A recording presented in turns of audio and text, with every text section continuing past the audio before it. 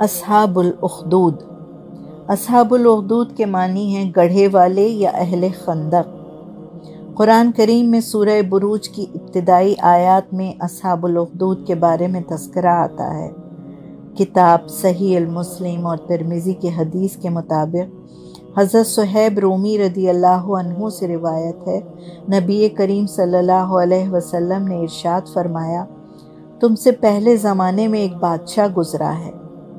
یہ کہنے کو تو یہودی تھا لیکن اپنے آپ کو خدا کہلاتا تھا، جس نے ایک ساحر یعنی جادوگر کو محل میں ملازم رکھا تھا، جو بادشاہ کو ستاروں کی گردشیں، خواب کی تعبیریں وغیرہ بتایا کرتا تھا۔ جب وہ جادوگر بوڑھا ہو گیا تو اس نے بادشاہ سے درخواست کی کہ مجھے ایک لڑکا دیجیے جو ذہین ہو، کیونکہ میں اب بوڑھا ہو گیا ہوں اور چاہتا ہوں کہ اسے اپنا علم سکھا دوں۔ بادشاہ نے ایک سمجھدار لڑکا جادو سیکھنے کے لیے جادوگر کے حوالے کر دیا۔ اب اللہ کا کرنا دیکھیے کہ لڑکا اپنی بستی سے نکل کر جادوگر کے پاس جانے کے لیے جنگل سے گزرتا تو وہاں اسے ایک راہب ملتا جو بادشاہ سے چھپ کر اپنی عبادت کے لیے وہاں بیٹھتا تھا، کیونکہ وہ زمانہ عیسیٰ علیہ السلام کے بعد کا زمانہ تھا اور وہ راہب ایک اللہ کو مانتا تھا اور عیسیٰ مسیح کو نبی اور رسول مانتا تھا۔ وہ لوگوں کو اچھی باتیں بتایا کرتا اور اللہ کے راستے پر چلنے کی تلقین کرتا۔ یہ لڑکا راہب سے ملنے کے لیے ٹھہر جاتا اور کچھ وقت اس کے ساتھ گزارتا۔ اس لڑکے کو راہب کی باتیں اچھی لگتی اور وہ کچھ وقت گزار کر جب جادوگر کے پاس پہنچتا تو جادوگر بہت ناراض ہوتا، مارتا پیٹتا اور پوچھتا کہ دیر کیوں ہوئی۔ وہ کوئی جواب نہ دیتا۔ گھر واپسی میں پھر راہب کے پاس چلا جاتا اور کچھ وقت راہب کے پاس پھر گزارتا۔ اب جب گھر دیر سے پہنچتا تو پھر گھر والے ناراض ہوتے اور وہاں بھی مار پڑتی۔ لڑکا پریشان ہو گیا۔ ایک دن راہب سے ساری مشکل کہہ سنائی۔ راہب نے کہا کہ اگر جادوگر دیر سے آنے کا سبب پوچھے تو کہنا کہ گھر سے دیر سے نکلا تھا، اور اگر گھر والے پوچھیں تو کہنا کہ جادوگر کے پاس سے چھٹی دیر سے ملی۔ یہ سلسلہ اسی طرح چلتا رہا۔ ایک دن کا ذکر ہے کہ لڑکے نے راستے میں ایک خونخوار جانور بیٹھا دیکھا۔ لوگ ڈرے ہوئے تھے، اس راستے سے گزرنے کی کسی میں ہمت نہیں تھی۔ بس لڑکے نے سوچا آج راہب اور جادوگر کی سچائی کا امتحان ہے۔ اس نے ایک چھوٹا سا پتھر اٹھایا اور کہا، اے اللہ، اگر راہب سچا ہے اور آپ کو اس کا عمل پسند ہے تو اس پتھر سے جانور کو مار دیجیے۔ یہ کہہ کر اس نے پتھر اس موذی جانور کو دے مارا۔ پتھر کا لگنا تھا کہ جانور فوراً ہلاک ہو گیا۔ لوگ خوش ہو گئے اور آرام سے راستہ پار کرنے لگے۔ لڑکا راہب کے پاس پہنچا اور سارا واقعہ کہہ سنایا۔ راہب نے کہا، میرے عزیز، آپ تو مجھ سے بھی 2 قدم آگے نکل گئے۔ آپ کو مجھ پر فضیلت حاصل ہو گئی۔ اب آپ اللہ کی نظر میں مقبول ہو گئے ہیں۔ اگر آپ پر کوئی آزمائش آئے تو میرے بارے میں کسی کو نہ بتائیے گا۔ اللہ نے اس لڑکے میں کچھ خصوصیات پیدا کر دیں۔ وہ بیماروں کے لیے دعا کرتا اور اس کی دعائیں قبول ہوتیں۔ وہ پیدائشی نابینا لوگوں کے لیے اور برص کے مریضوں کے لیے دعا کرتا اور اللہ ان کو بینائی کی نعمت سے نواز دیتا۔ برص کے مریضوں کو شفا ہو جاتی۔ بادشاہ کا کوئی عزیز بیمار ہو گیا، اس کی آنکھیں جاتی رہیں۔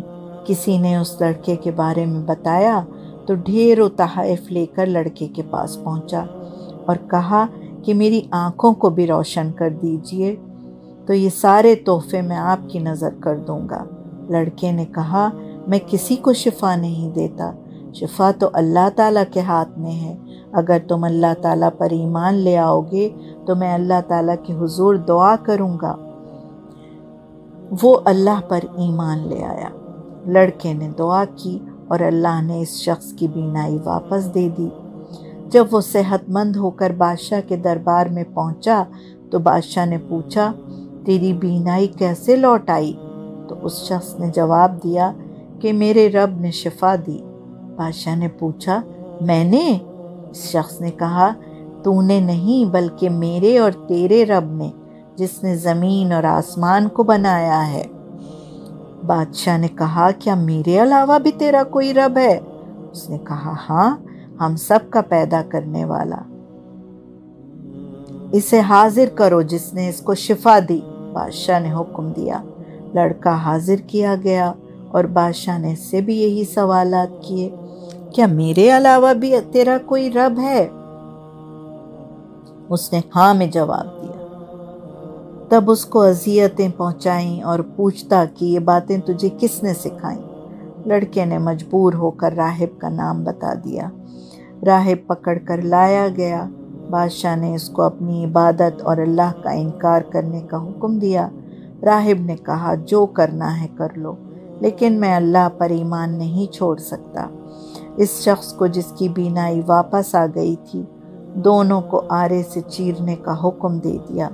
دونوں کے جسموں کے 2 ٹکڑے کر دیے گئے۔ اب بادشاہ نے لڑکے کو دین ترک کرنے کا حکم دیا۔ جب اس نے بھی بادشاہ کی بات ماننے سے انکار کر دیا تو اس نے اپنے سپاہیوں کو حکم دیا کہ لڑکے کو اونچی پہاڑی پر لے جاؤ۔ اگر یہ اپنے عقیدے سے توبہ کر لے تو ٹھیک ہے، ورنہ دوسری صورت میں اسے پہاڑ سے نیچے گرا دو۔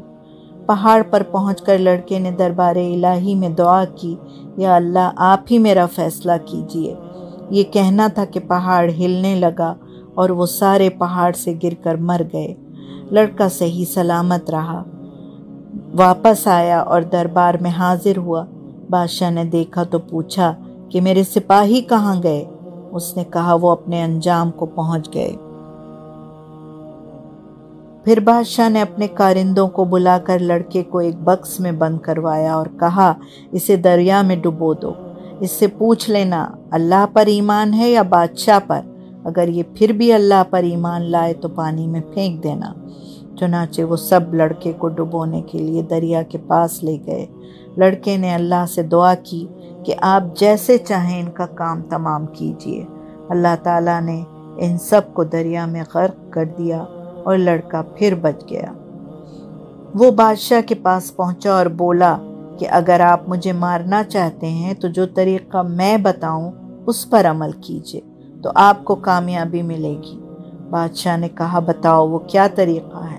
لڑکے نے جواب دیا آپ ایک میدان میں لوگوں کو جمع کیجیے اور مجھے کھجور کے تنے سے باندھ دیجیے، پھر میرے ترکش سے ایک تیر اٹھا کر کہیے بسم اللہ و رب الغلام، یہ کہہ کر تیر چلائیے تو میں مر جاؤں گا۔ چنانچہ اس کے بتائے ہوئے طریقے کے مطابق بسم اللہ و رب الغلام یعنی لڑکے کے رب اللہ کے نام سے کہہ کر تیر چلایا تو تیر اس کی کنپٹی پر لگا اور لڑکا اس پر اپنا ہاتھ رکھ کر خالق حقیقی سے جا ملا۔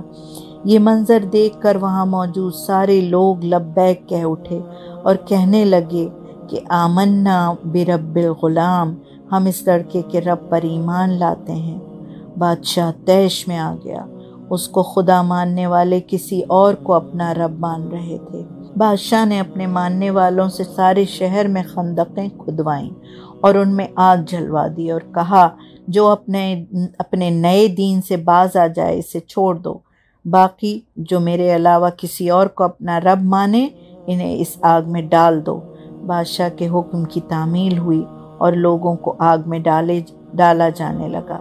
ایک عورت کو لایا گیا جس کے ساتھ دودھ پیتا بچہ بھی تھا۔ عورت کچھ ہچکچائی اور سوچا کہ جھوٹ بول کر اپنے ننھے بچے کی جان بچا لے، لیکن بچہ بول اٹھا امی صبر سے کام لو، آپ ہی حق پر ہیں، اور ماں کو اپنے بچے کے ساتھ اسی جلتے ہوئے گڑھے میں ڈال دیا گیا۔ انا للہ و انا الیہ راجعون۔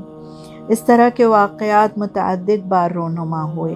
یمن میں تبا کے زمانے میں، قسطنطنیہ میں، عراق کے شہر بابل میں، اور 2002 میں ایک بڑے جمہوری ملک کے ایک شہر میں جہاں دعویٰ کیا جاتا ہے کہ ہر نسل ہر مذہب کو ساتھ لے کر چلتے ہیں، وہاں ایک نسلی فساد میں بھی ایک بڑا گڑھا کھود کر اس میں مرد، عورت اور بچوں کو ڈالا اور مٹی کا تیل چھڑک کر آگ لگا دی گئی تھی۔ ان شہیدوں کو سلام، انا للہ و انا الیہ راجعون۔ اسی کے ساتھ اجازت چاہوں گی، انشاءاللہ پھر ملیں گے کسی نئے موضوع کے ساتھ۔